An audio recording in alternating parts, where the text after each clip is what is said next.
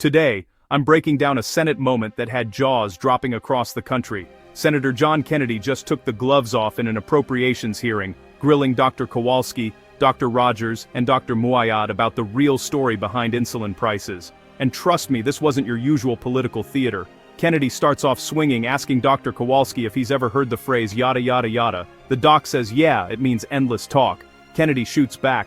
That's what Congress has been doing for years. Just talk, no action. While diabetics are getting hammered by sky-high insulin prices, the frustration in his voice, totally real. Senator Kennedy. Chair, and thanks to all of our witnesses. Dr. Kowalski, thank you for giving so much. Have you ever heard the expression yada, yada, yada? What does that mean? Yada, yada, yada, man? Yeah. On and on and on? Yeah. We've had so much yada, yada, yada about affordable insulin, not from people like you, but from us. We've been nibbling around the edges for years. Dr. Rodgers, thank you for giving so much. Then Kennedy zeroes in on Dr. Rodgers. Do you have health insurance? Rodgers admits he does. Pretty good, actually. But Kennedy isn't letting him off easy. He says, who actually needs insulin capped at $30? Rodgers admits, it's the people without coverage, the uninsured millions.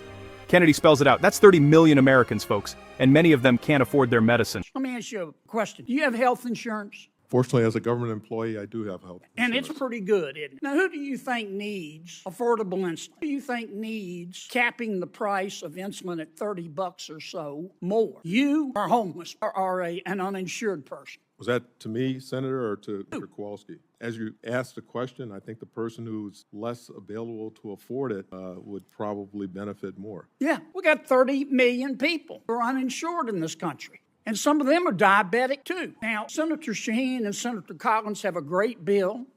Senator Warnock and I have a bill, too, on this. It's called the Affordable Insulin Now Act. And we're working closely with Senator Collins and Senator Shaheen. Our bill would cover everybody, whether you have health insurance or you're uninsured. Because a lot of people become uninsured. Now, I know our health insurance companies, and God bless them, they're trying to work with us to lower the cost of insulin. Now Kennedy tears into these so-called patient assistance programs. He calls them a nightmare. So much red tape, you could hide a dead body in the paperwork. The insulin gets shipped to your doctor, not your house. You have to take time off work, jump through hoops, and the discounts, they don't last. One day you're paying $30. The next it's $567.23.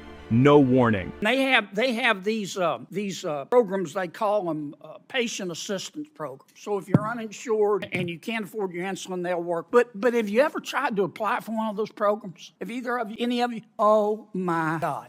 First, the application process. The fine print to apply, there's so much of it. You could hide a dead body in there and nobody'd ever find it. Number two, they send the medicine to your doctor, not to you. So if you got a job or if you don't have a job, you got to go to the expense of driving all the way to your doctor's office. Probably have to pay your doctor to get the medication. I mean, that's a special kind of stupid.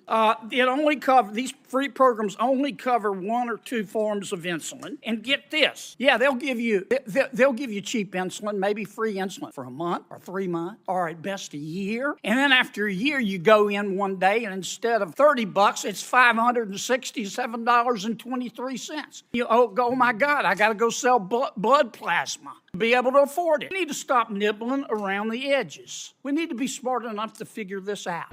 Kennedy's big viral moment. He says if you counted to 1 billion, one number per second, it'd take 30 years. Our federal budget? It's 6,000 billion every year. And we can't find $250 million to cap insulin. He's not buying it. His final message, enough excuses. Enough yada yada.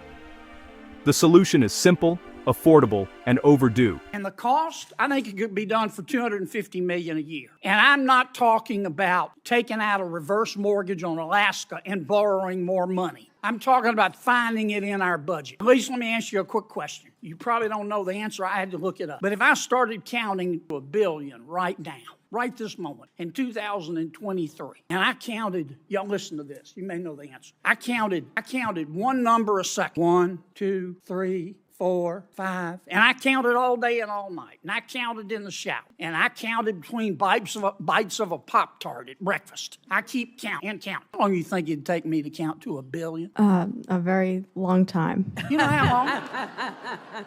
Right, I told you were smart. It would take me 32 years. For 1 billion, I'd be 55. It would be 2055.